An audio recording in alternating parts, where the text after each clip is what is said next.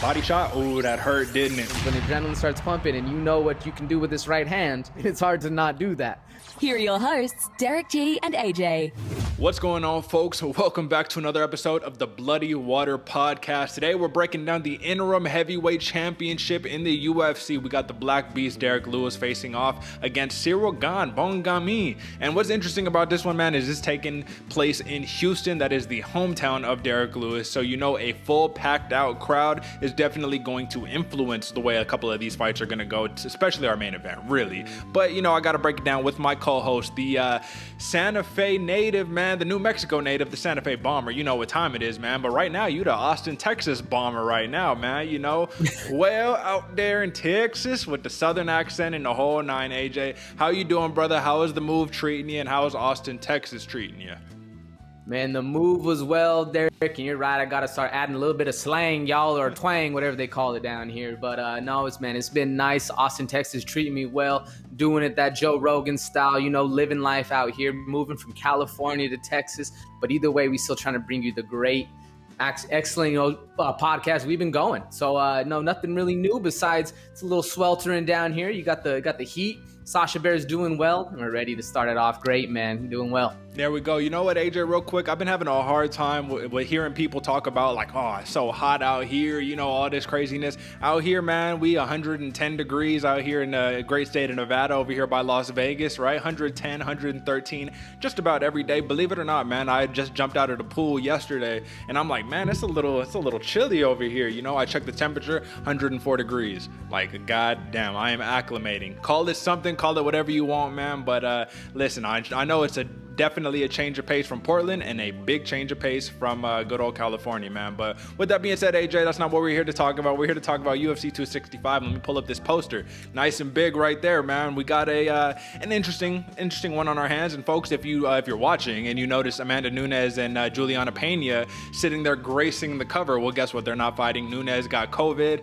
Pena tried to sneak up in the press conference talking about, so what's up? I got a question. When are we fighting? X, Y, and Z. Dana says, listen, man, sit down, relax. You'll fight when we tell you that you're going to fight, which was just a very glimpse, a microcosm of what the UFC model is, which is, hey, shut your mouth and you get fed when we decide to feed you. Don't bite the hand that feeds. So there's definitely a lot of stuff like that going on, especially we saw with the Cheyenne Bay situation and whatnot, but that is for another episode, not today's episode. But AJ, let's do a little bit of a poster score, my man. You know, I'm coming off of a 10 in the Hall versus Strickland poster. I thought that was one of the best I've seen all year, the only 10 I've given out. It's time for you to, let us know. What are you thinking? 1 to 10 for UFC 265 poster. Technical difficulties, folk, but we are definitely back. AJ, what are you giving that poster score one more time before we move on? I'm giving that poster a 6, my brother. I like the way they line them up face to face. The color scheme's looking good. Not the best poster we've seen, but I do like it. I'm going a 6. Absolutely. I'm going to give this one about a 5, maybe 5.5, but I think I'm going to grace this one with a 5. It's okay. You know what I mean? Ciryl Gane, going to have to get a little more serious for me to give that a higher poster score, because that's the half-ass face-off we got right there. But listen, like I said, folks, bear with us. Couple technical difficulties moving into these new places and whatnot. But let's talk some sleepers. AJ, you go first for your first sleeper of UFC 265. Yeah, Derrick, for my first sleeper, first off, I got to say, there are so many fighters on this card that deserve mention. I mean, we got Carolina Kowalski, Manel Kate, Miles Johns, all of these people fighting amazing other opponents, and we've talked about a lot of them before. So I'm going to give us one we haven't talked about before, and that's Johnny Munoz Jr. versus Jamey Simmons. Now, if you remember Jamey Simmons, he's coming off of that Giga kick loss, and there's nothing worse than losing a fight when you're still conscious, watching a guy run around the ring, and you're celebrating, you're just in agony, holding your spleen or your liver, whatever he kicked. Now, next up, Johnny Munoz Jr., he's a very fast striker, very well-rounded game, being able to take the fight anywhere it goes. And this is a sleeper to me, Derrick, because Munoz has a huge potential in the 135-pound division, and Simmons is trying not to let someone else make a name off of him. Now, watch out for this one because it's the first fight of the night, so you got to tune in early to the prelim card. And lately, at least historically, the first fight of the night is an absolute banger. So you got to watch out for this one. Who's your first sleeper? All right, man. So first off, let me just make a quick comment on that first fight of the night. Oftentimes what we're seeing in these pay-per-view cards with these packed out arenas, the first fight of the night often sets the tone for how the rest of the fights are going to go. So if this one is indeed a banger, if it is a sleeper like my man AJ is saying, listen, we're going to have such a fun card on our hands, man. But for my first sleeper, I'm going to go some big boys here. Not very characteristic of me. You know, I like to go for the smaller weight classes, but I'm going to go with the 205ers. Alonzo Menafield facing off against Ed Herman. And the reason why this is a sleeper to me is because you got the young versus the old. You got a fast starter in Alonzo Menafield who could put your lights out with one punch. You know what I mean? He just got a big win over Fabio Charant, who was the 205-pound champion over there in LFA before he made his UFC debut. Nonetheless, Ed Herman, the man's nickname is Short Fuse for a reason. He's really seen it all, done it all, man, and he's dangerous all 3 rounds. And what we saw, I don't remember who he was fighting when he got the dub. It could have been a Sam Alvey. I don't remember who it was, but the man was getting pieced up the entire fight. I think he got like a fake nut shot going on, but he used that veteran savvy to milk himself a little extra time, came back and got the dub. It probably wasn't Sam Alvey, but nonetheless, man, it was just incredible. It was tactful, and that's why this is going to be a sleeper, because you can never count out an old dog, man. Sometimes we want to send these old dogs out to pasture, but sometimes it does not work that way. Shout out to my man Andrei Arlovsky, but that's the first sleeper that you definitely got to tune in for. AJ, give me your next sleeper for UFC 265. My next sleeper for UFC 265, Derek, is my boy Draco Rodriguez versus Vince Morales. All right, Rodriguez, this dude is a very smooth and calm boxer, likes to stay in the pocket and carries KO power throughout the entire fight. All right, Morales, he has that nightmare, that Diego Sanchez nightmare mentality that when he gets hit, he gets better. All right, this one's super exciting to me. This one's a sleeper, Derek, because both of these fighters, they get better in a barn burner. And you know, as a crowd, that's what we love to see. We love those barn burner fights. That's what I'm expecting. And if delivered, this one has some potential for fight of the night going forward. Who's your next sleeper, Derek?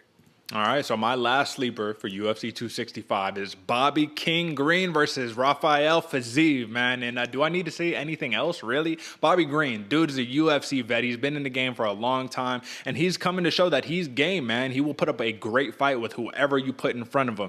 But this dude that he has standing in front of him this weekend, oh, man, Fiziev is a contender in the making. This is a dude who had 155 pounds. It's hard for him to get a fight. It's kind of like Islam Makhachev, you know? Like, dudes do not want to fight him because it's very high risk, very low reward. I don't think he's even ranked at all, which is criminal. That should be a crime first and foremost. And if he is, he's not ranked high enough, man. The point is he's fighting out of Tiger Muay Thai. This dude is a mean kickboxer. And listen, I'm just going to say this. This is a showcase bout for Rafael Fiziev. I'm not going to say that he's just a shoe-in to win. There's no such thing as a lock in the sport of mixed martial arts. But I will say that at the end of the day, this is going to be a proving bout for the man. If he's really legit, he's going to put on a hell of a show, and you're not going to want to miss it. I'm pretty sure it is the featured prelim, the last fight before the pay-per-view starts for UFC 265, man. So it's going to be a banger, man. AJ, looks like that's all we got, right? Yes, sir. All right, my man, let's move on to actually, before we move on to some main card, because you already gave a little bit of a spotlight, let's just recap just a couple decent bouts on the prelims. I need to ask you this. You already mentioned it a little bit, but Manel Kape versus Ode Osborne, does that have potential to be the best scrap on the prelims, aside from the sleepers that we just mentioned? Aside from the sleepers, Derek, this is another one that has fight of the night written all over it, because you got 225-pound dudes looking to take each other's head off that literally go from the jump, and they're so fast, so technical, very good fighting styles. I really like this one, and the fact that Manel Kape missed weight. You know, Ode Osborne's going to be coming in with a little bit of chip on his shoulder. You disrespecting everybody when you come in not making the contract. So this one, I'm excited for this one as well, Derek. What do you think? Absolutely. I just want to ask you really quick. First off, I think this is going to be a banger. I think this is a back against the wall type situation for Manel Kape, especially with all the hype that was on him coming out of Rizin. And like I said, he's just not making the promotion of Rizin look very good, at least at the UFC level, at the highest of levels. But I need to ask you this, AJ. Do you think that this is one of those matchups for Manel Kape where it's like, listen, man, you lost your first 2 bouts, whether people agree or not, because there was some questionable judging in that situation, but you lost your first 2 bouts, you missed your weight on your 3rd bout. What do you think is going on? Do you think that he's got a lot of pressure on him, or just give me a little bit of insight of your mind on like how you're analyzing this situation? I mean, it has to be something outside of the ring that we're not seeing, because he was doing it very well in Ryzen. I made the joke when he first came on the show that his shoes, he didn't have his J's on, so that's messing with his mind. I definitely don't think it's anything like that going on, but there has to be something outside of the organization that's kind of messing with him, because in Ryzen he was killing it. He was doing very well coming into the big show, and it might just be these big lights that are shining down on him that's really getting the jitters working. And we know that when your mind's not right in the game, that your performance starts to suffer. I definitely think this is one of those fights for Manel Cape that is a do or die situation. We've seen lately with I can't remember the name of the fighter we were talking about in the last show with the documentary, as well as a couple other fighters. They start losing. We've seen it done with our homie Jerome Rivera. He lost 4 in a row. You get the cut. Same thing with a lot of other fighters. You start hitting that 3, 4, 5 L's in a row. That Dana White chopping block just comes down, and it's a heavy hammer that he wields. What's your thoughts on the Derrick? What do you think is affecting him most? I think the high pressure on him, man. This dude came in with very high expectations, just really quickly to double back. You're talking about Nico Montano. She got cut by the UFC, but obviously you pull out of 5 bouts in a row, like 8 bouts in the span of a couple of years. Like, all right, maybe Dana White said it. He was like, maybe this ain't the sport for you. You know what I'm saying? But I do think in the situation of Manel Kape, man, this is a dude who's trained over there at AKA. He's worked with Khabib Nurmagomedov. He's worked with DC, and even DC on the weigh-in show for this weekend's bout was saying, he's like, listen, dude, you got to get it together, bro. Like, I don't care if you train in my gym. Like, it's inexcusable, basically the performance that you're putting on. So I think it's high expectations, man, and some people, they're not built for it, especially when the brightest of lights are shining. But I will say, man, his thing is really just an output issue. Aside from this weight cut situation, it's an output issue. He just lets the hands go a little bit more, and we really, really rocking, folks. But with that being said, man, that concludes all the sleepers, right? We gave you just regular prelim sleepers like we do every week, but we also gave you a couple other additional sleepers to watch out for. So with that being said, AJ, let's move on to some main card breakdown, my man. And here's to another main card breakdown, courtesy of your hosts, Derrick G and AJ. And hey, man, we got a classic China versus USA matchup here in the bantamweight division. We got the favorite. Casey Kenney is actually the favorite, but this is basically a pick-em match. Song Yadong at minus 105 with a comeback of minus 115 Casey Kenney, or if you want to say that backwards, it really doesn't matter. The fact is, this is a scrap, man. Song Yadong has one of the best nicknames in the UFC, the Kung Fu Monkey. You know what I'm saying? Come on, you got to love it. Casey Kenney, he doesn't have a nickname, actually, so a little bit disappointing. But I'll tell you what, let's talk about last fives before we even break this bout down, AJ. Casey Kenney is coming off of a split decision loss to Dominic Cruz, which in my opinion shouldn't even been a split. It should have been a unanimous decision loss. I think Cruz did what he needed to do to get the job done. But in the last 5, man, he's 3-2. His only losses are to the Machine, Merab Dvalishvili, and Dominic Cruz, which are not bad losses to have. And the same basically goes for Song Yadong. He's 3-1-1 in his last 5, and his only loss was to Kyler Phillips, the Matrix, in his last bout, and a draw versus Cody Stamann. Now, Song Yadong, he's a boxer. Casey Kenney is a kickboxer. How do you think this fight plays out on paper? Like, who has an advantage on paper in your eyes, AJ? On paper, I'm giving the advantage to Casey Kenney on this one. I think he's a little bit more technician-oriented. Song Yadong literally just walks down his opponents full force, never takes a backward step. The one thing he does have is an absolute granite chin. So you got to be careful about how Song Yadong does. I'm actually expecting Casey Kenney to kind of control the action, put the pace on Song Yadong, walk him down, look for a ground and pound finish or takedown. What do you think? How do you see it going?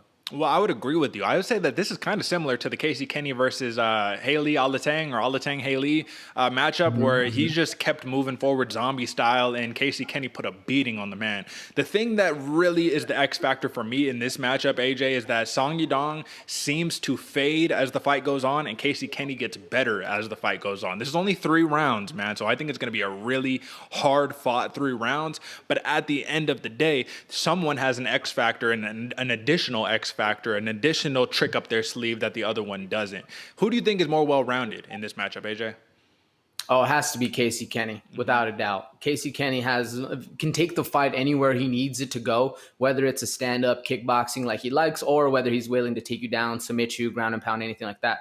Or at least we haven't seen Song Yadong do that in any sort of way. What I do have the sneaky X factor for Song Yadong, though, he has this very sneaky counter strikes coming back at you, as well as a very nice flying knee that he can hit basically at a jump. So if Casey Kenney's looking for, got the alligator arms out and he's looking for a takedown, Song Yadong's gonna be coming up with a knee right up the middle, and those are always dangerous when you're a wrestler. No, absolutely, absolutely. So I agree with you, man. That is definitely a little hidden gem for Song Yadong. But the other one is that this man is only 23 years old, right? He's younger than both of us. He's been an MMA professional since 2013, since the age of 15 years old. Casey Kenney is over here. He's around 30 years old, man. So youth is on the side of Song Yadong. He's got a nation behind him. He's got a lot more hype behind him than Casey Kenney does. I think personally, because, right, Casey Kenney he's an American, you know what I mean? And in America, we got so many prospects that it's like, kind of get just hidden underneath there. But for Song Yadong, there's very few legit Chinese stars or Chinese real legit prospects in the UFC right now. So with all that backstory aside, AJ, I do agree. Casey Kenney, he has a 1.1 takedowns per fight, man. So he could definitely get it to the ground if he needs to. But the tricky part here is both of them have over 50% takedown defense, man. So I think that we're probably just going to see a kickboxing match.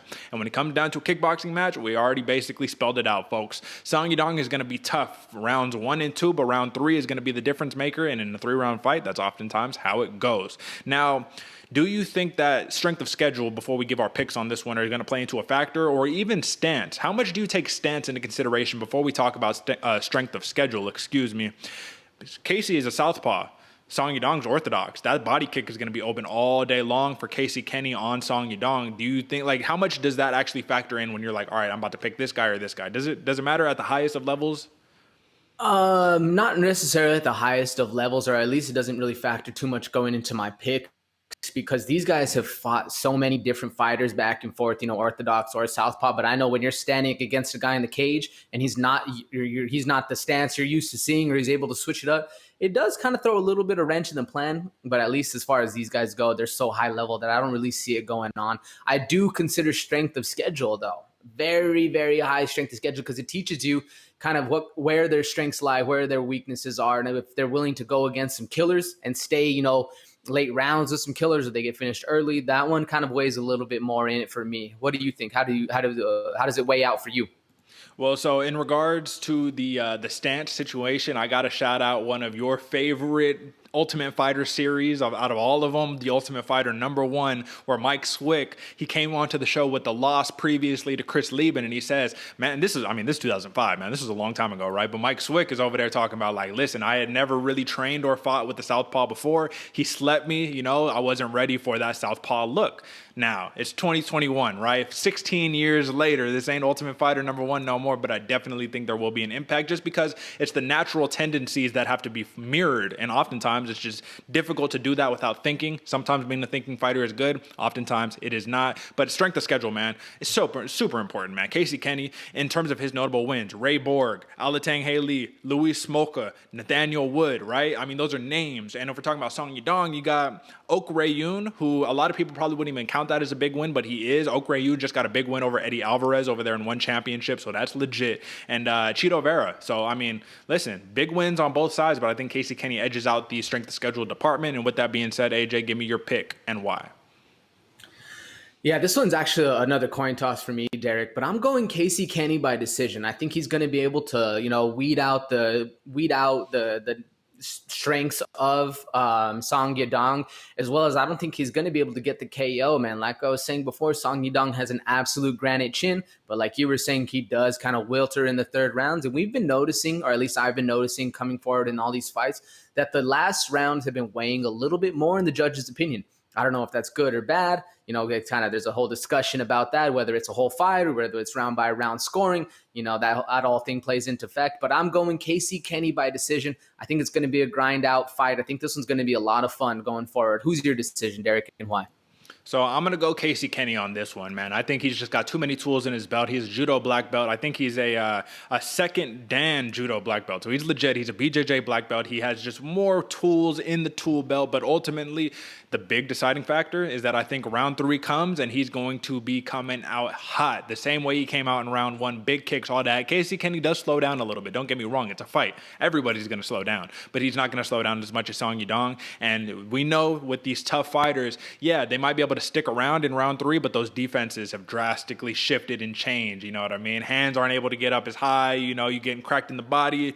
You got to take big breaths. So I'm going Casey Kenney, unanimous decision. But if this fight did end up in a finish, I definitely say Song Yadong is the favorite to get a knockout finish in this one. The man has like a 56% finish rate in his wins. Very, very impressive. But with that being said, we can move on to the next one, AJ. Now this, AJ, this is a grudge match in the making. This is a fight I'm very excited for. The last time we talked about Angela Hill on this show, she ended up not fighting because Amanda Ribas, she ended up pulling out due to COVID. But this is the rematch that we wanted. This is Angela Hill's first loss in the UFC against Tecia Torres so many years ago. And if you watched the press conference, you saw there was a little bit of PED allegations coming from Angela Hill towards Tecia Torres. And this is the thing where I told you guys, folks, on the preview show, I'm biased. I'm a super big fan of Angela Hill. She's one of my favorite fighters to watch. But I did think it was telling because when I went on Instagram, I saw that Amanda Nunes and Nina Nunes were like, oh, you talking shit on Tecia Torres. Well, guess what? I train at ATT, man. So, like, she had never got kicked out. We like her, X, Y, and Z. Amanda Nunes was all like, I would like to know the person who was over there saying that she was on PEDs because I think I would know where they live and all that shit, right? So I was like, Angela Hill, man, you a strawweight, you don't want to mess with Nunes, you know, and the Nunes family. You don't want to mess with neither of them, you know what I'm saying? Because that's a tough household right there. But with that, all that aside, AJ, listen, we have a very clear grappler, wrestler versus striker matchup. However, there's been a big transformation. Tecia Torres, I believe she got the unanimous decision win the first time around. Do you think this fight plays out differently, or do you think this is going to mirror the first fight? No, I think this fight plays out a lot differently. We've seen with Angela Hill that she's kind of had that like normal Angela Hill style, or she shows up as overkill. And she has that two different looks that she can give. And if she shows up as overkill, which I think she's going to do, it's going to be a very drastically different fight, man. She's become such a great fighter and really a crowd pleaser in these last few fights that she's had. And I'm very excited for this one going forward. How do you see this one playing out? Well, I think that Tecia Torres, man, she is sharp, she is game, and I don't think that we should be counting her out. You know, I do think that she should be the favorite in this fight, but I think Angela Hill has the tools and the growth and the development to be able to turn it around and keep herself from having her back on the ground, basically, because that's what she said in the first fight. She's like, I didn't even know how to get up off the ground, and I was actually holding Torres on top of me so she wouldn't hit me. So it's like I wasn't even trying to get up, you know, and that's what you see oftentimes, right? If you're not using your legs, if you're not using the lower half of your body, you're not going to get up. You need to get feet on the hips, push, do whatever you need to do. Even if you have to give your back, do something to get up, man. Don't just sit there and accept the position. With that being said, though, AJ, man, in terms of like finishes and striking, man, Torres is coming off of a big finish against Sam Hughes, I believe, right? And Sam Hughes is tough, man. She's very young in the UFC, but she is tough. And it's impressive to know that Tecia Torres got a finish. It was actually the first finish of her career, believe it or not, man. So let me ask you this, AJ. Angela Hill, she's got a 4-inch reach advantage, 60 inches to 64 inches. She's a little bit taller, 5'3" to 5'1". Do you think that now, because she's a Muay Thai striker, and oftentimes Muay Thai strikers, they're not the biggest jab practitioners in the world, right? They want to be in your face. They want to throw strikes, kicks, all that good stuff. You think she's going to be working off of that jab? What do you think is going to be the methodology to keep Tecia Torres away from her, keeping her hands off of Hill? What do you think it's going to be? I don't necessarily think it's going to be the jabs, Derek, but I do think it's going to be that front kick. That's one thing we see a lot of Muay Thai guys do. They'll just throw out that front kick like a jab. I know Tecia Torres, she literally would throw these crazy combos, just like jumping in, just swinging like literally like a little tiny tornado. There's a reason they call her that. And she even has this one where she'll jump up off her feet and then throw the punch. And I think she's going to be utilizing that a lot, especially with the reach disadvantage. But if Hill wants to maintain that distance, which I think is in her best favor, is either being way too far out, maintaining range, or up close, getting the takedown, she's going to have to start utilizing some kicks, utilizing some stuff that Tecia Torres necessarily hasn't ever seen before. Because, man, Tecia Torres' game plan is literally from the jump, attack, and be the aggressor. And she's really, really good at it. How do you see this one going? Do you think she's going to be utilizing a jab, something we've never seen from Angela Hill before? Or is Tiny Tornado going to be able to, keep that pressure up and have those very underrated kicks she has working for her advantage? Well, I think that Angela Hill is definitely going to find herself back on the mat at some point during this fight. I think that she's going to be able to get up. That's going to be very important. But if her back isn't on the mat, it's going to be against the cage, because Tecia Torres, she did a very good job as holding Joanna Jędrzejczyk up against the cage, man. And there's very few people who could really like control Joanna Jędrzejczyk in any type of position in the octagon. But I will say this, man. I think that Angela Hill should be wary throwing those teeps, because all you're doing, they often say, man, when you're fighting a wrestler, when you're fighting somebody who you know wants to take you down, you can't throw kicks. You have to use the hands, because they could catch the kick, and once they catch the kick, put you right on your butt. You're off balance. You only have one leg to stand off. It takes you off of your base, all of that stuff. So she should just be wary. Obviously, you got to use it. You got to use what you're best at, which is your Muay Thai, but you just got to be wary. Now, let me ask you this, AJ, and when we're talking about strength of schedule, listen, both of them have fought some very tough opponents, but I think that Tecia Torres has a very clear advantage in strength of schedule, even though she's lost a lot of her last five. 3 of her last 5 fights have been losses, right? So let me just name it out. She got the big win against Sam Hughes, TKO round 1, very impressive. However, I think this was a last minute pullout or something like that. So it was one of those situations, right? Now you got a fighter, Van Buren. I actually don't know who that is, which is one, I got a pretty good grasp on the strawweight division. Do you know who that is, AJ? Yeah, it's Brianna Van Buren. She was actually more of a wrestler. She was actually controlling the wrestling the whole time against Tecia Torres, and it was impressive to see Tecia fight her off. So that was actually a pretty good fight she had. Okay, but not a legit striker. But then these next 3 are legit strikers, right? Mahina Rodriguez, right? Or Marina Rodriguez, right? She lost a unanimous decision to her, lost a unanimous decision to the former champ, Weili Zhang, and then lost a decision to the other former champ, Joanna Jędrzejczyk, man. So it's like you got a lot of experience in those 3 losses, which, those next 2 wins weren't the biggest names, but okay, let's talk Angela Hill. She got another win over Ashley Yoder. Impressive. However, Ashley Yoder's last losses that took a little steam off of that win, right? Michelle Watterson and Claudia Gadelha, 2 split decision losses, which I think Angela Hill won both of those fights. I think she should be 5-0 in her last 5. However, you lost, and a loss is a loss the same way a win is a win, man. So we got to count it. You lost 2 back-to-back. You should have did more. Hopefully she learned from that. Now, Loma Luke Boon Mi, Muay Thai versus Muay Thai, and Angela Hill won the battle. Is that not very impressive, right? It goes to show, hey, like when it comes to striking, Angela Hill is the real fucking deal, man. And then lastly, Hannah Cyphers, that was a TKO victory. All that being said, AJ, Angela Hill has the most fights in the UFC strawweight division with 17, but at the same time, Tecia Torres, she got real credentials, karate black belt, taekwondo black belt, and a BJJ blue belt. Who gets the job done in this fight, and why? I think Hill's going to be the one getting the job done in this one, man. I definitely think if she shows up, I said before that she has a 2 different style of fights. You got Angela Hill, like she fought with Michelle Watterson, or you got the Angela Hill that shows up and she's able to perform, get the early dub win. Now, I really like Hill in this fight because I think has a little bit more momentum going forward, where Tecia Torres, and I think it was actually, they were supposed to fight Tecia Torres and Angela Hill when Tecia fought her last one in, help me out with the name, Derek. Sam Hughes. Sam Hughes, man. And that was a very impressive win by Tecia Torres because she was able to piece her up. There was an argument that a finger went in the eye, and that's why Sam wasn't able to see for the TKO win, but nothing showed on the camera. Tecia Torres was just absolutely putting it on her. So, in my opinion, I'm going to give my pick now. I think Hill's going to work this one, and actually she's going to do it by submission. We're going to see something crazy where Tecia Torres is coming in, full pressure.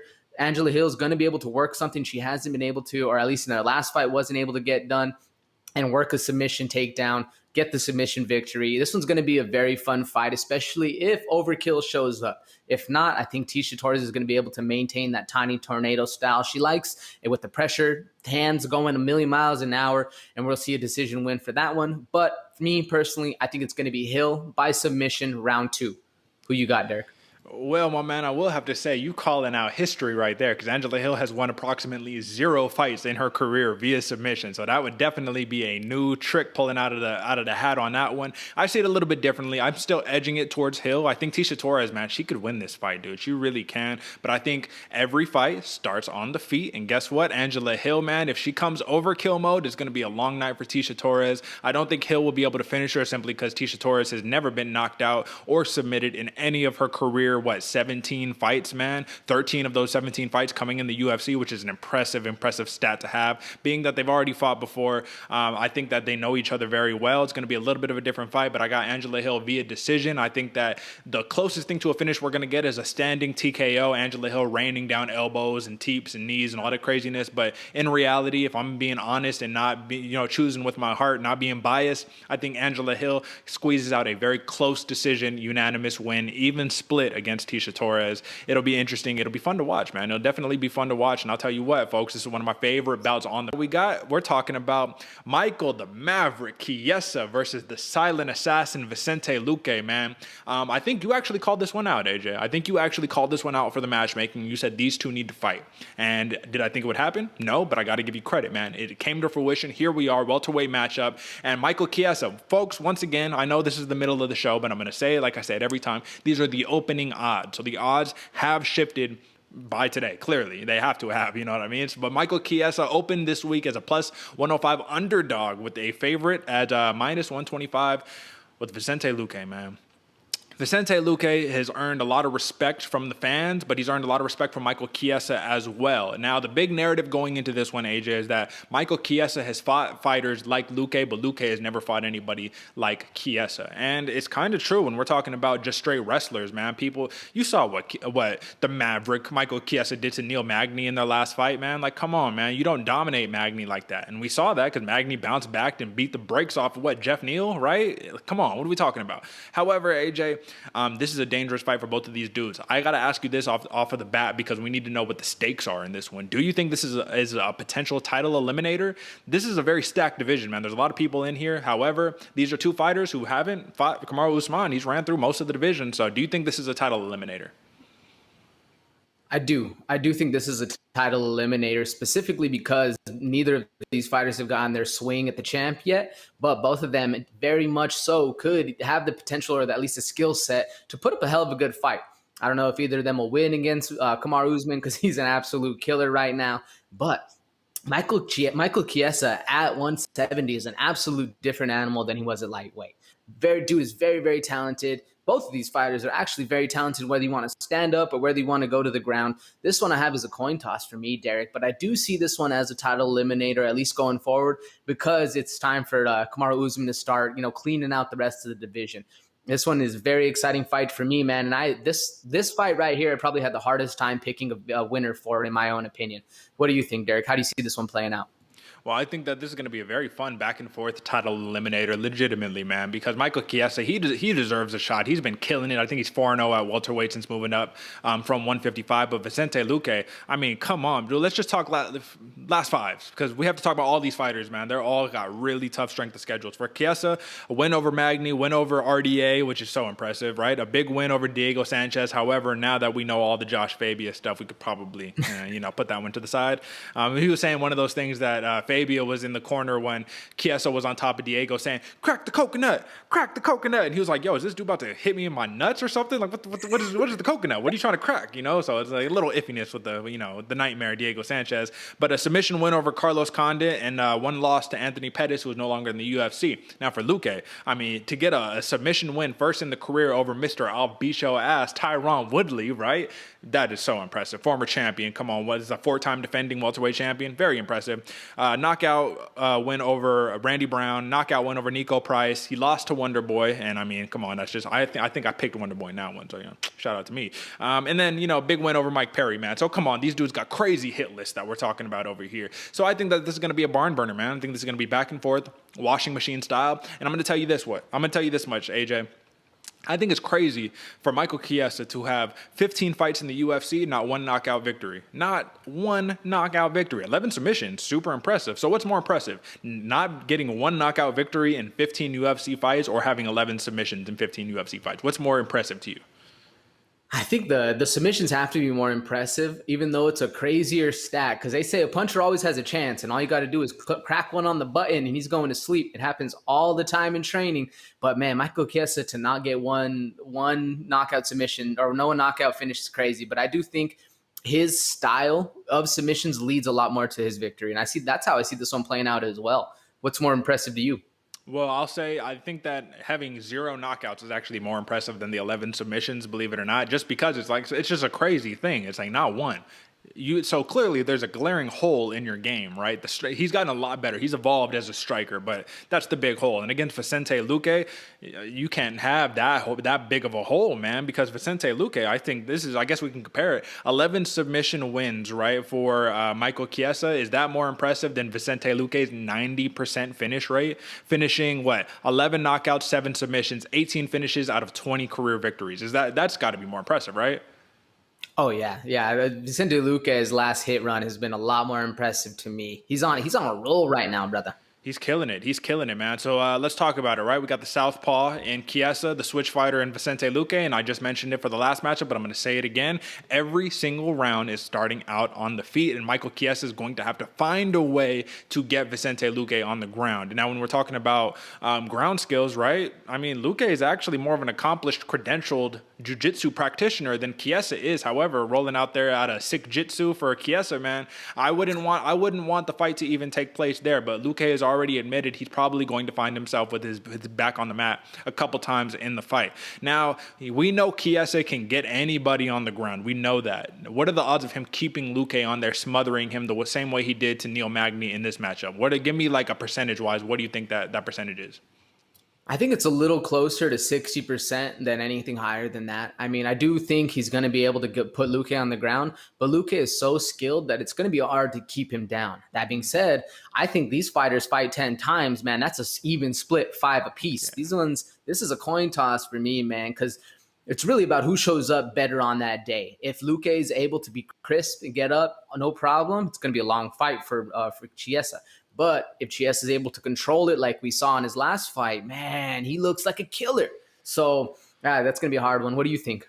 Listen, man, I think that a big thing that we need to take into consideration here is that Luque is probably going to try to reverse position on the ground and smash Chiesa's face in, which is not quite the same thing that Chiesa does. Like, he smashes, don't get me wrong, but I think that Luque, he smashes, right? I do think that this is probably going to be a 50% type situation, man, because Luque, guess what, man? Like, this is the way I see this fight taking place, and this is a little bit foreshadowing to my pick, but I think Chiesa is going to do whatever he needs to do to get the fight to the ground. We already know that, but since Luque knows that, all right, well, guess where Luque is the most dangerous? In those reckless entries, right? Those crazy. We saw him almost get knocked out by Tyron Woodley before he ends up rocking Woodley and submitting him. So the thing about Luque that's different than Chiesa is Luque is willing to throw himself into the fire in order to land his shots. I don't think Chiesa is comfortable doing that, and we're looking at significant strike output. I mean, Luque is at 5 significant strikes landed per minute. Chiesa's around 2, maybe not even 2. It's like 1.8, and in terms of percentage, Luque, he lands 5+ significant strikes per minute at over a 50% clip. Chiesa is at almost 2 at a 40%. So it's like, it goes to show, right? Chiesa, a lot of his, striking, all that is to set up the takedown. Luque is to knock you the fuck out. And he has done so for 11 of his 20 victories, over half of his victories via knockout. Let me just ask you this, AJ. 65% takedown defense for Luque. Is that going to be, I mean, you already kind of mentioned it, but just tell me, is that going to be enough to fend off Michael Chiesa? I don't think so, man. You need something around the 80s to be able to fend off Michael Chiesa, man. He's not only savage in the first takedown, but he knows you need to keep pushing for that second and that third takedown, and that's actually when you get the takedown. Yeah. A lot of people are really good at defending it, sprawling out, whatever they need to do, kicking away, all that jazz. But Chiesa knows that he's got a dog in Vicente Luque going against him. He's actually being able to keep going forward after that. So I think it needs to be around 80% personally. What do you think? No, I agree with you, man. I do think that it's not gonna nearly be enough, but he's gonna be able to get back up to his feet. Listen, they're on a 7-fight win streak combined, 4 for Chiesa, 3 for Luque, and I guess the big thing here, man, is just tell me this before we give our pick, because I think this matters for the grappling that we're talking about right here in Houston. Big cage, right? You're not in Vegas where you got the tiny little cage. You got a big cage here, but Chiesa has a 5-inch reach advantage, man. Like, so very surprisingly, he's a bigger guy. Just truly, it's crazy. He's just fighting at 155. Having that 5-inch reach advantage. I mean, listen, do you think that the big cage is going to factor into this one? You think that Luque is just going to have a lot more room to move around? Because Luque, generally, he likes to walk forward, not laterally and around. He wants to come at you, and that might not be the best approach against Chiesa. What do you think? Yeah, man, I think we've been giving the cage a lot less respect than it needs to, man, because you see in that 25 feet, that extra 5 feet matters. They're fighting in the 30 this time. And I do think it gives the person who doesn't want, once you get past that black line, like, oh, okay, I got like 1 or 2 steps till my back hits the fence, I can circle out now. Now this one, I got a good 3 or 4 steps before my back hits that cage and I can circle out. I think we're not giving the cage enough respect, and I definitely think it's going to matter a lot more going forward, especially when Luque, like you said, he likes to press forward and attack. You got Michael Chiesa coming at him, and he throws something in the mix where he's crazy in that entry combination going wild like Luque likes to do. I think that's where we're going to see the chaos, and I think that's where the fun of this fight's going to be. What do you think? Did you think the cage actually matters, Derek? I think the cage absolutely matters, and this is going to be something that I'm going to be hinting at towards our main event, similar to Miocic and Ngannou. Why did they have a different outcome in the big cage versus the small cage? I don't know. I don't have an answer, but it's something to think about, something to ponder. But I'm going to give my pick really quickly, AJ. I'm just going to go ahead and do it. I got Vicente Luque, the silent assassin. I got him edging out Michael Chiesa, but I see a finish incoming. I just think that in my brain, I say Michael Chiesa, he can just wrestle you down and he can nullify all of that offense. But like I said, you got to grab onto him to be able to do it. And every time you put yourself in a position to grab Luque, you're putting yourself in a position to get knocked out by Luque. And I think that's where Luque is at his best, man. Being reckless, being wild, and just hitting you with some crazy shit. And that's my my vision of this fight. And I think that we're gonna see a TKO round 3, believe it or not. I think it's gonna get drug out to the dirty, deep down muddy waters. And I think Luque walks out victorious. Much love from my man Michael Chiesa. This dude is a grinder. I love the wrestlers. I love the grinders, the Dan Gable style fighters. You see, I got Dan Gable poster in the back. I love it, but I think Luque edges him out in this one. AJ, who is your pick and why? Yeah, man, this one, another hard one for me to choose, Derek, because I genuinely think, like I said before, if these guys fight 10 times, 5 of them are going Luque, 5 of them are going Chiesa. This one is very, very even. They're both very well talented, but I got Luque just edging him out by a decision. I definitely think it's going to be a crazy up and down washing machine style fight. And honestly, I just had a hard time choosing who was going to win and why. So I went Luque by decision because I think that's kind of the craziest situation of all of them, because I could either see Luque getting that KO win or Chiesa getting that, submission victory some sort of way and maybe even top dominance. I don't know, but I'm going Luque by decision just because it was a crazy decision for me to pick. So that's all it is. You see, folks, sometimes literally in the fight game, that's all it comes down to is just like, I don't know who the fuck is going to win this thing, but I'm edging towards this one, and we just going to have to, risk it to get the biscuit.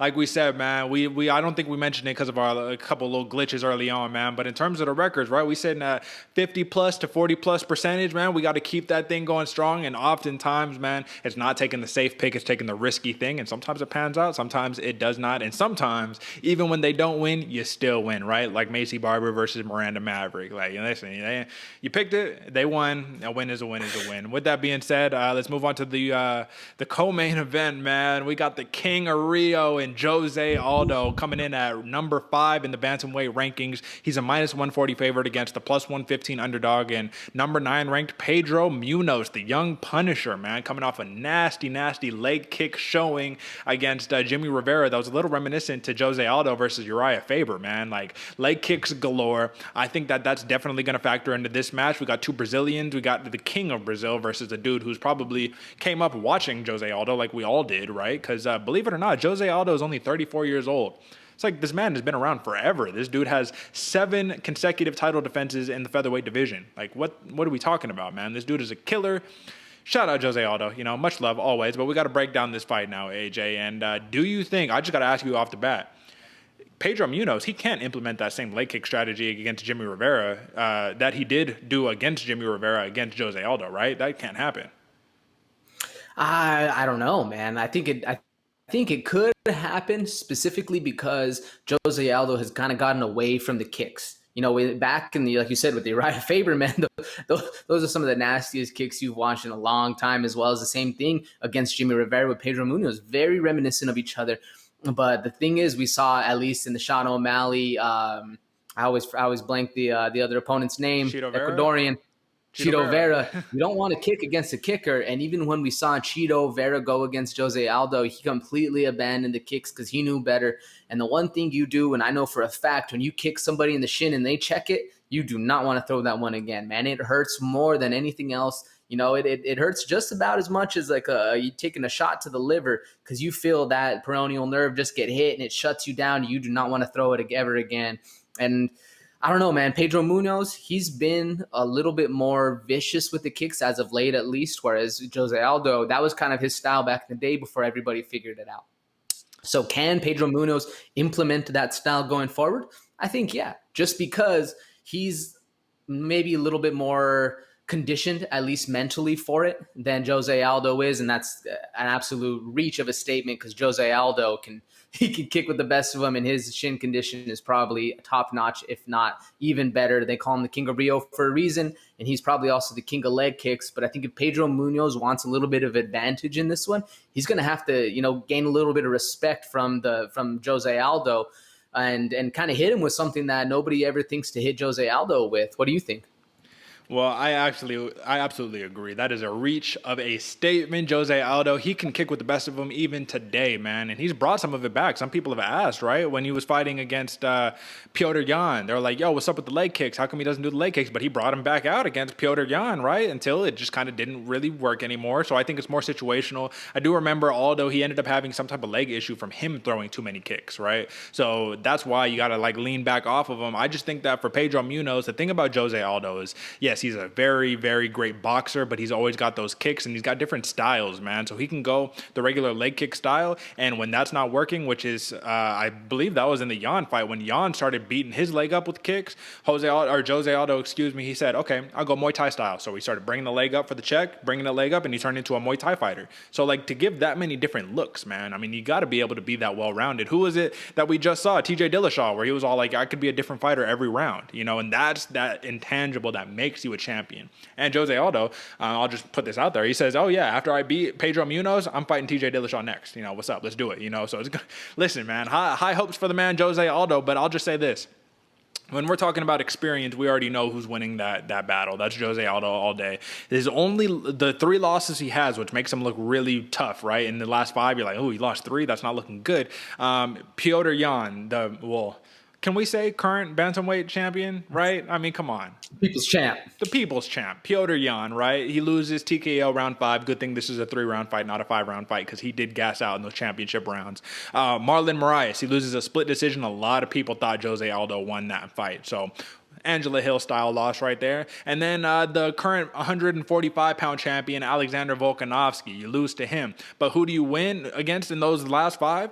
Chito Vera, who's on a hell of a run right now, right? You got a big decision win against him. And then Renato Moicano knocked him out in the 2nd round, man. Come on. Pedro Munhoz, listen, man, losses to Frankie Edgar, losses to the current paper champ, Aljamain Sterling, you know what I mean? But besides that, big win over Rivera, big win over Cody Garbrandt, knocked him out, and then Brian Caraway knocked him out TKO round 1. Not the same thing, but Pedro Munhoz, man, I got to say this before I let you take over on this assessment, AJ. He says that he's training for Jose Aldo as if this is a championship matchup. A lot of people are thinking for Jose Aldo, he's saying this is just another fight to get me to where I need to go. So maybe they don't have the same intensity going into the matchup. Maybe Jose Aldo is looking ahead a little bit too much, man. How does this fight play out to you, AJ?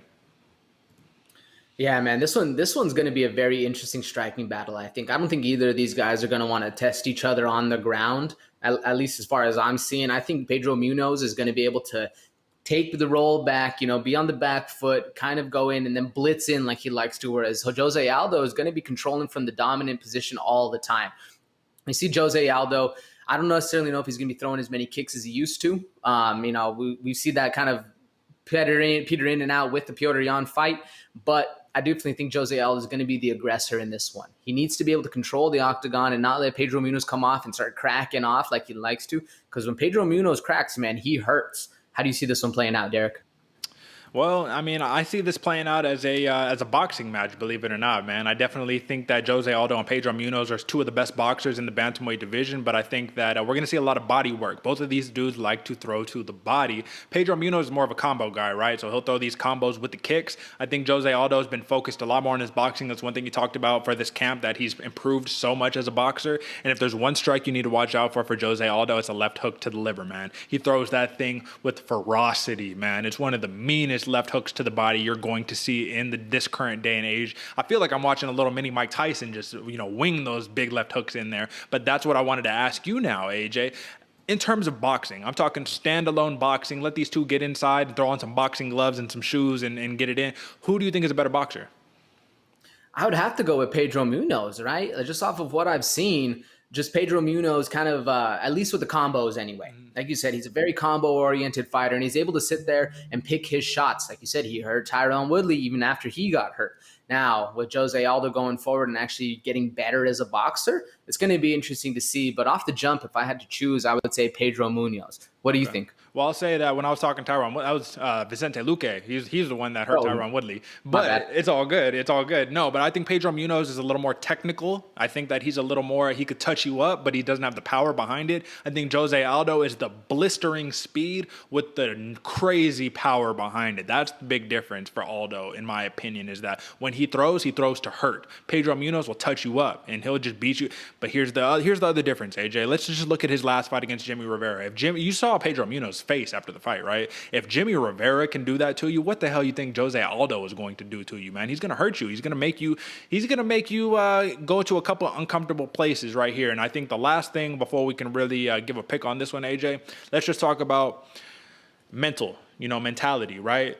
When you're fighting that dude that you're like, oh shit, I used to watch this dude all the time, and you're in there, even Sean Strickland, he said it. He was like, it was kind of weird against Uriah Hall because he got to a point in the fight where he's like, yo, like, I'm playing his replays and his highlights in my head and whatnot, but like they got to the point in the fight where he's like, I'm better than this guy, and he's just piecing him up. Just, oh, okay, all right, this is weird, but all right, whatever, So it's like, it depends on how long. There's only a 3-round fight. How long is it going to take for Munhoz to say like, fuck all of the noise, this is not even Jose Aldo in front of me. This is just a body, and I just got to go to work. I think it'll be interesting to see how long that's going to take, but I think he's motivated, man. I think the man's very motivated. When it comes to submission threat, he's a real submission threat, but Jose Aldo has had wicked BJJ since the WEC days, man. Like, there's nothing new. He's a black belt. Who wins this fight, AJ? Got the King of Rio versus a Brazilian phenom and Pedro Munhoz. Who wins and why? I'm going with the phenom, Derek. I'm going Munhoz by decision. I think this one is another washing machine fight. It's going to be a lot of stand-up, though, which I'm very excited for. Man, I just if Jose Aldo shows up like Jose Aldo of old days, man, it's going to be an absolute war. Because we saw in the Pedro Munhoz fight against Jimmy Rivera, Pedro Munhoz had a lot of opportunity to finish, but didn't necessarily have the crack on his shots in order to put Jimmy Rivera away. Whereas if he does not put Jose Aldo away, man, he's going to be there rounds 1 through rounds 3 and even extra if they needed to go extra, man. Jose Aldo is an absolute killer.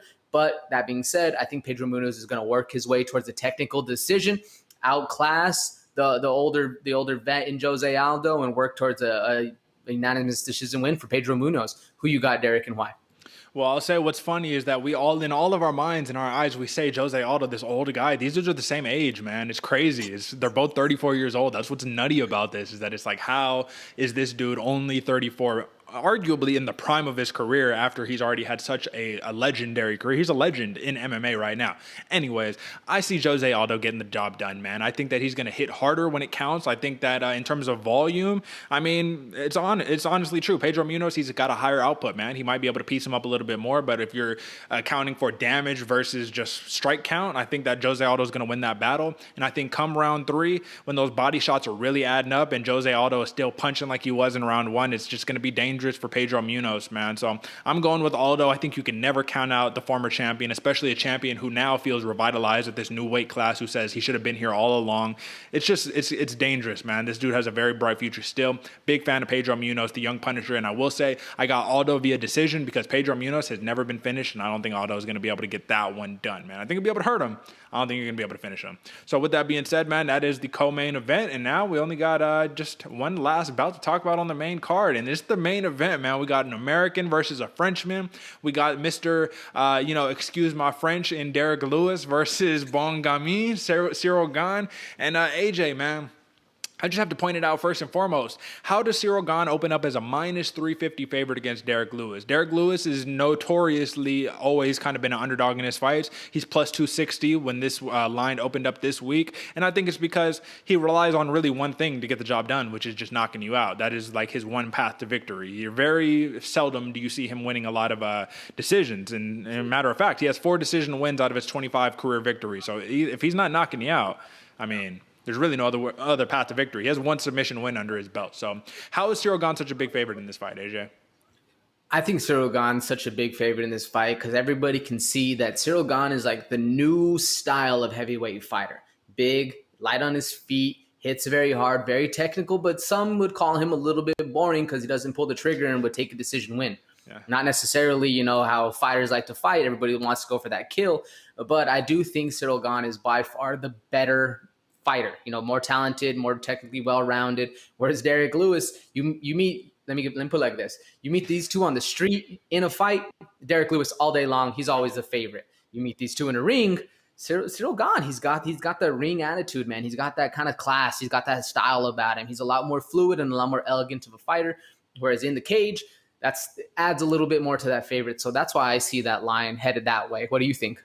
I honestly, I don't know, man. I think Derrick Lewis, he's got way more experience. He's knocked out way better opponents than Ciryl Gane. I'm not going to say Ciryl Gane's a slouch by any stretch of the imagination. I mean, listen, he's 9-0. He's about to, if he can pull this one off, he can become a champion, 10-0 in the UFC, interim champion, so it doesn't really count, but a champion nonetheless, you know what I mean? But I think that, listen, man, I agree with you. Ciryl Gane is that new wave of what MMA is. The last time we saw somebody surging like this and got a title shot so young was Cain Velasquez, right? You know, who was also one of those hybrid heavyweights, right? But that's the danger in the heavyweight division, AJ. You don't have to be a good fighter to be successful in the heavyweight division. And what I mean by that is you don't have to be a technical striker, a technical wrestler. You don't have to be technical to win in heavyweight, because if you get hit one time by these big boys, you're probably going to go to sleep. That's generally how it goes. And for Derrick Lewis, we saw that against Curtis Blades. And let me just talk about this really quickly, AJ. Folks listening and watching and all of that good stuff, man, you probably have been seeing the Derrick Lewis knocking out Curtis Blades with the big uppercut. You're probably seeing that on loop time and time again. That's all they're showing. But I encourage you, if you haven't done so recently, like actually watch the fight back, because Derrick Lewis was getting pieced up the entire fight until that knockout blow landed. Like literally, Curtis Blades was having success on the feet, and I think that's the mistake that a lot of these fighters make against Derrick Lewis, is they get too comfortable and they get too confident and they say, oh, I can just stand in the pocket and trade with him. No, you cannot, because you're going to end up face down, ass up, just like Curtis Blades. Or Curtis Blades may have been just stiff like a board, Rick and Morty style. You know what I'm saying? Either way, you can't be comfortable like that. And that is why I think Ciryl Gane is being favorited in this fight, is because he's not stupid. You know, he's not going to sit there and just stay in the pocket and trade. He didn't do that against Volkov, man. He get in there, get out. Now, have we seen him get stumbled, hurt like Derrick Lewis does to basically every single one of his opponents? No, we haven't, man. And that's the question mark. That's why I think this fight is so interesting, because just like Francis Ngannou versus Stipe Miocic, it only takes one, man. Derrick Lewis is a dude who even got a win over Ngannou. Now, was it a real fight? I mean, technically, yes, it was. Was it one of the most boring fights in UFC history? Of course it was. But with all that being said, AJ, I mean, do you kind of agree with my diagnosis of this? You know, Derrick Lewis is the one-hitter quitter. He's got the different power. It's just different, you know, when he hits you. But Ciryl Gane, man, he has so many different weapons. The Muay Thai, the kickboxing. I think that it would be the worst strategy in the world to try to go to the ground with Derrick Lewis, because if he just explodes, gets on top of you, you're not getting back up, dude. You know, he's going to smash your face in. But with that being said, AJ, all that aside, I mean, Lewis has one way to win. Gane has a lot of ways to win. In a 5-round fight in a big cage, you know, how do you see this fight playing out? Like, do you honestly think that the hype behind Ciryl Gane is warranted in this matchup?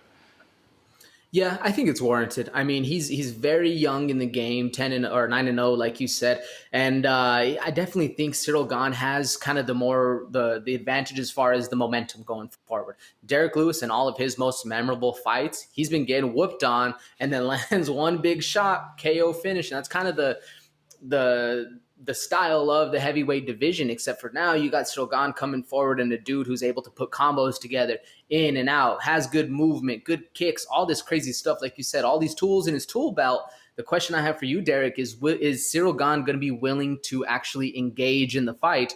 Or is he going to sit there, Francis Ngannou, Derrick Lewis style, and kind of just wait for the other person to go? We saw in the Volkov fight, Ciryl Gane literally had another boring fight sitting there on his bicycle. Yeah, he edged it out, and was it?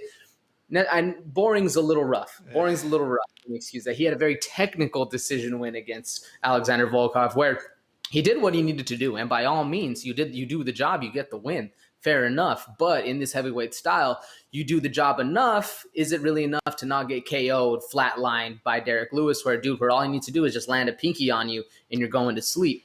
I don't know. Do you think he's going to be able to engage, or is he going to play that game like we see Stephen Wonderboy Thompson do, where he's in and out, not getting touched at all? I think Ciryl Gane is going to implement a very similar game plan that he did against Alexander Volkov. Because if you have a good recollection of that fight, AJ, I encourage you to watch it back. My man, Ciryl Gane, he was the one walking forward. I think it was boring because Alexander Volkov wasn't willing to engage. Because every time he threw, he wasn't landing and he was getting hit with 3 or 4 every time he missed, right? So I think that Volkov just said, I'm going to stop throwing. Gane is like, all right, well, I'll just kind of piece you up slowly and surely. And if you don't trade with me, then you're just going to lose this on points. And he did. I think it was it was crazy. It was like a 49-46, 50-45, something like that, right? So with Derrick Lewis, what I think about this fight is that it's going to be similar because Derrick Lewis will accept being on the back foot to look for the counter strike. He does that all the time, man. You look at it against the Volkov fight, he was losing 99% of the fight until he just knocks you out with one shot. That's it, you know what I mean? But that's because Volkov got reckless, got overconfident. I think Ciryl Gane has the capacity to get overconfident and to get knocked out, man. It would be a crazy thing to see, but I think he can definitely get probably a little overconfident because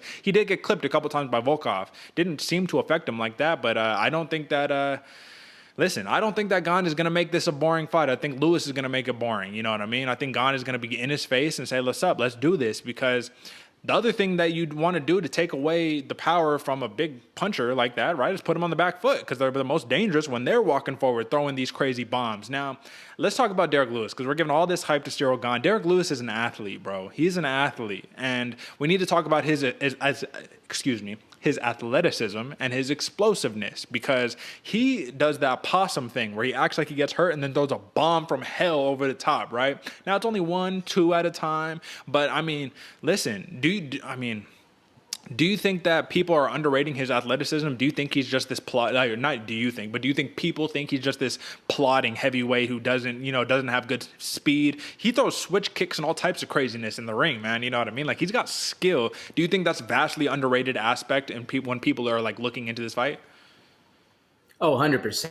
100%. And that's actually my X factor for is that he's such an athlete, but he doesn't look like it. And the normal perception of him is, like you said, people think he's just this plotter, he's going to walk you down, kind of throw big shots, 1, 2 at a time, not really do much. But this dude is very talented. He'll throw these crazy kicks out of nowhere, head kicks, spinning kicks, doesn't matter. Derrick Lewis, he gets taken down. He doesn't even use technique to get up. He just pops up because he is very athletic about it. And that's what I think going into this fight is Derrick Lewis he's going to have to fight off the back foot. Regardless, it's going to happen. Ciryl Gane is going to be in and out, kind of bouncing around, maintaining the aggressive stance, whereas Derrick Lewis, he's going to have to fight off the back foot. But Lewis is very dangerous off the back foot because all he needs, like I said before, is a pinky. He wings you a couple times, gets you hurt, gets you feeling a certain kind of way, then it's a different style of fight, something we've never seen Gane really ever have to deal with before, at least in the MMA career. But I do think that Derrick Lewis's X factor is his athleticism because we very rarely see it, except when we see it for those like split 2 or 3 seconds, and then he's able to put people away. And I think that's where he's most dangerous. What do you think, Derrick?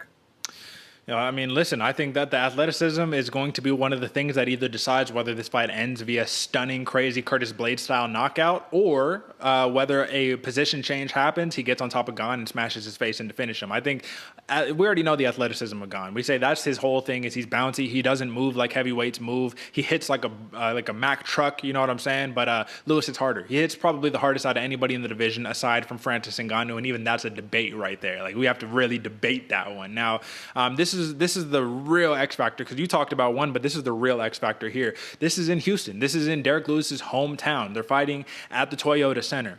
Now, do you think the pressure is on for Derrick Lewis to become the first Houston-born champion in the UFC, man? Like, there's going to be a lot of eyes on him.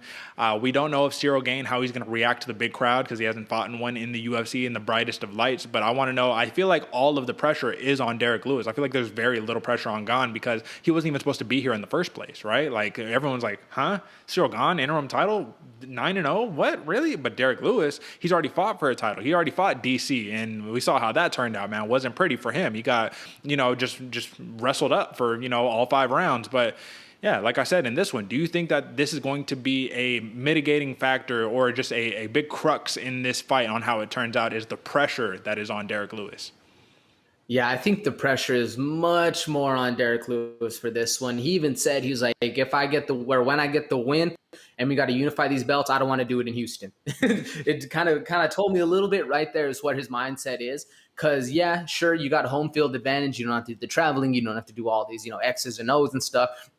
But it's a little bit more a little bit more jarring whenever you have, your family watching, you got all your friends watching, everybody's going there, and all you can think of is like, man, is this dude going to knock me out in front of my homies? Like, that's always the worst case scenario. You get knocked out in front of your fam. So I definitely think the pressure is much more on Derrick Lewis on this one, especially because Ciryl Gane, he's kind of coming in that, like you said, doesn't really, or a lot of people don't really think he deserves it. That's kind of the best time to be fighting for the championship, especially if you have the high quality or you're a high caliber fighter like Ciryl Gane is. We saw Michael Bisping when he was able to step in on last minute notice against Luke Rockhold, he's able to get the win kind of because he almost didn't deserve it. You know what I'm saying? Whereas Ciryl Gane, the same thing.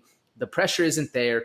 The rounds in the ring aren't there the same as like they are for Derrick Lewis, whereas Ciryl Gane, the rounds are there for kickboxing and all his background-oriented stuff like that. But being 9-0 in the UFC seems almost a little undeserved for Ciryl Gane, and that's kind of when you're at your most dangerous as a fighter, when people don't really know you, don't really respect you yet, and you kind of can give a little bit X factor going forward. So with all that being said, I definitely think the pressure's on Derrick Lewis to do really well in this fight, especially it being his second time going for the championship in his hometown. It's a very daunting task he has in front of him. What do you think?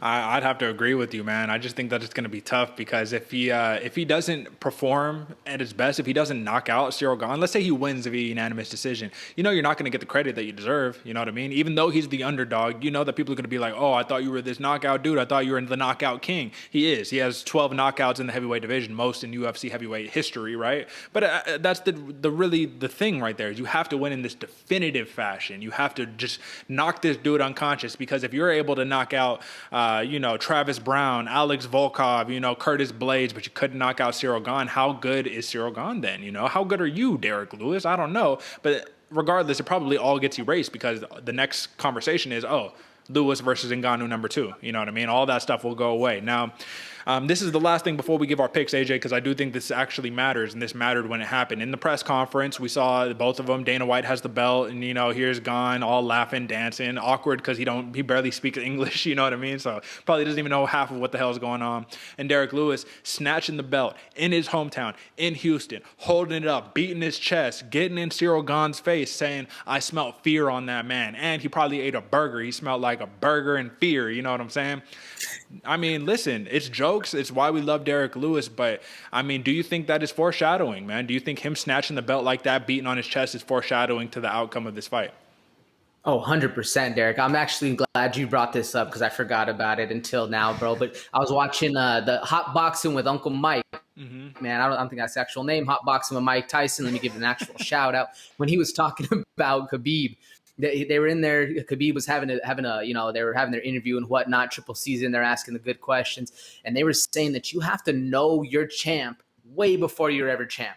Like Khabib was saying, I'd see anybody fight in the 155-pound division, and I know I could beat them. Same thing, man. You gotta know you're a champion before you actually become champion, because it's all about mindset.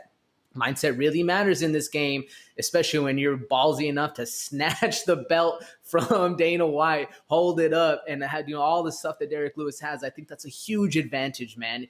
When you believe in yourself, they talk all this shit about Luke Rockhold, see, believe, achieve, all that bullshit. But Derrick Lewis genuinely does believe that he can do this, and I think that's really another thing going into this. And I think it plays a huge matter, especially imagine you're going up, standing up against some dude, and you did just eat a burger before, and he says, you smell like burgers and fear. And you're like, shit, I did just eat a burger, man. Like, fuck. Like, I wonder what this dude can smell on me. Next thing you know, he's grabbing the belt, holding up, beating his chest. That's a scary man right there who has a lot of confidence in himself. And when you're confident in yourself, man, it goes ages and it goes miles and miles in this game. What do you think? I mean, I agree with you, man. It was definitely telling, but I will say when he was pressing up on Ciryl Gane did not take one back step. He stood his ground, and that's what I was really looking for. I was like, listen, because he was like smiling, and sometimes it's when you're nervous. Sometimes you're just one of those type of guys where you just smile all the time. It's hard to be serious and mean mugging and shit, you know what I mean? But he didn't take not one back step, and Ciryl Gane is actually the bigger man. He's bigger than Derrick Lewis. So it goes to show, like, he is confident in his abilities, and he never says, like, oh, I'm the best, I'm this, I'm that. He says, this will be a good test for me. We'll see how it goes. He said that against Volkov. He said it against Rosenstruck. He said it against Lewis. And he was right against Rosenstruck and Volkov. Let's see if he's right against Lewis. I will say this. Even though I've seen sparring rounds or like little light sparring rounds, don't get me wrong, between Gane and Ngannou, which are out there on the internet right now, you know, at the MMA Factory in Paris, I don't know if he can get past the Francis Ngannou test, man. I think that's going to be a tough ask right there, especially if Ngannou could wrestle now. It's going to be very tough. But all that aside, AJ, we did all that breakdown, man. Give me your pick on why. Who do you have for this interim heavyweight title championship right here? Ooh, now this one is another hard one, Derek, and man, this one's going to be a fight for the ages, I believe, because I was going back and forth, man. I definitely think Gane is the better fighter in this one, but I'm going the Black Beast, Derrick Lewis, KO round 4. I think he's going to be able to touch up Gane in a way that he's never felt before, get him put to sleep, snoring on the mat. And I think it's going to be a pretty good win for Derrick Lewis. I'm calling it. We talked about it before. I don't know if you remember this, Derek, but you asked me what one crazy prediction was in the future, and you asked me if I think Derrick Lewis would be champ coming in 2020, and I think this is his absolute moment to get it done. Derrick Lewis, the Black Beast, KO round 4 going up against him. What do you think? Who you got and why? Look at that. My man got a memory like an elephant, man. I could barely remember what I ate for breakfast yesterday. But, hey, I'll take you up on that one, man. And if it happens, God damn it, I got to give you your points. I got to give you your credit. But I'll tell you what, man. The moment, I think it was Rosenstruck versus Ciryl Gane. I picked against Ciryl Gane. I picked Rosenstruck to win the fight. Ciryl Gane outclassed him. And I don't know if you remember this, AJ, but I said from that moment on, can't pick against Ciryl Gane. You can't do it, man. This dude is a freak of this sport, and he's an enigma. And if this is history, if we're going to look back on this in 2, 3, 4 years and say, like, damn, you remember when Gane was making his run, like nobody knew who he was, and he just came out of nowhere, kind of like Adesanya, kind of like all these people, right? Yeah, this is one of those situations for me. This is what I feel, and I'm rolling with Ciryl Gane to 10-0, winning the interim heavyweight championship. I cannot speak on what happens after that, but I think he passes this test because you'll notice against Rosenstruck and Volkov, these are dudes who have a lot of output, who did not have a lot of output against Gane. I think Gane freezes their offense, man. I think when you're so well-rounded, you have so many different looks, so many different tools. You drop in a knee, a elbow, a teep, right hand, jab, southpaw, orthodox. You can hit him from anywhere and everywhere. I think it's going to be tough for Lewis to get a read on that. He knew the entire time against Curtis Blades he was going to shoot in for the takedown, and he knew what side he was going to shoot in because he did that same shot every single time, from the same side. You don't have that familiarity against Ciryl Gane. This dude can do so much. And like I said, man, people don't underestimate his power. He has a real crack on his shots. He might be able to hurt Lewis. I mean, I've seen, I think it was Blagoy Ivanov. He hurt Derrick Lewis. Junior Dos Santos hit Lewis with a spinning heel kick and then, TKO'd him, finished him. So, listen, this is going to be a tough-out battle. I'm going Ciryl Gane. Bon Gamin, first French champion in the UFC history. Come on, I got my French roots. I don't got no flags up, but shout out. And with that being said, AJ, that's my pick. I'm going Ciryl Gane, but I'm going decision win. You already know what time it is, AJ. I think that we're getting a... in your mind, maybe a boring fight. In my mind, a very technical, decision. But listen, we put our picks on the line, and that's what this show is for, to go and see, man, who's going to be right at the end of the day, because one of us has the potential for a big upset, man. But that is the main card, folks. So if you like the breakdown, drop a like, subscribe. If you like our new setups, respectively, drop a like and subscribe, and go follow us on the socials, bloodywaterpodcast.com. Bloody Water Podcast on Instagram, Bloody Water Pod on Twitter, all that good stuff. When you keep watching to the end of the show, you'll see the outro screen. It'll explain all of that for you. We got you. But we got one last piece of business that we need to talk about, AJ, and that is going to be the fight of the night. Now, when we're talking about this fight of the night, we have a lot of things to talk about. We have a lot of fights that we can talk about, but we only get one pick, man. So I want you to go first, AJ. Who is your fight of the night for UFC 265? Now this one, Derek, there are a ton of really good fights going all the way down, all the way down from the first fight, early prelims to the main card to the prelim, all up and down. So I'm going to give you one off of the main card because I think it's a little shadowed from all the rest of the fights going forward. But I think it's going to be Tecia Torres versus Angela Hill. I think that one's going to be interesting, man. It's a grudge match. They're going back and forth together. I think it's going to be a different outcome this next time. I think it's going to be a crazy fight. I got Angela Hill. Tecia Torres is the fight of the night. What about you? Well, listen, I got two of them. One, it's just too easy, so I'm not going to count it. Jose Aldo versus Pedro Munhoz. That's got fight of the night written all over it. But if not that one, if we're talking about something deeper, I think Manel Kape versus Ode Osborne could be a fight of the night, man. I think Manel Kape finally lets his hands go. We saw Ode Osborne. All it takes is one from him, man. He can get you out of there, man. So I think that should be a back and forth banger. Ode Osborne, like you said earlier, AJ, he's probably got a chip on his shoulder. He's saying, oh, you going to come in disrespect, come in 3 pounds overweight? Okay, we'll see. We're going to end this hype train. And then Manel Kape back against the wall. That has the recipe for fight of the night. But all right, folks. So that was the fight of the night, man. And all that's left is doing a little bit of outro work, man. Here we are, folks. Like I said, bear with us. We're going through a couple technical difficulties trying to get the show up and running again. But like listen, you already know what it is. We recording out of the fight mecca, Nevada, Las Vegas, Nevada out here for me, Austin, Texas for my man AJ out there chilling with Joe Rogan. When you see Joe Rogan around town, man, tell him I said what's up, something like that. You can get us on the pod, whatever, But what's most important, folks, is that you take the picks that we just rocked with, man, examine them, do your own analysis, and go and win you some money, man. We got some pretty damn good records over here, AJ. So pleasure, brother, doing this show as always, man, and we'll be back next week on Monday for the post show. So with that being said, folks, that is it for us. Until next time, peace.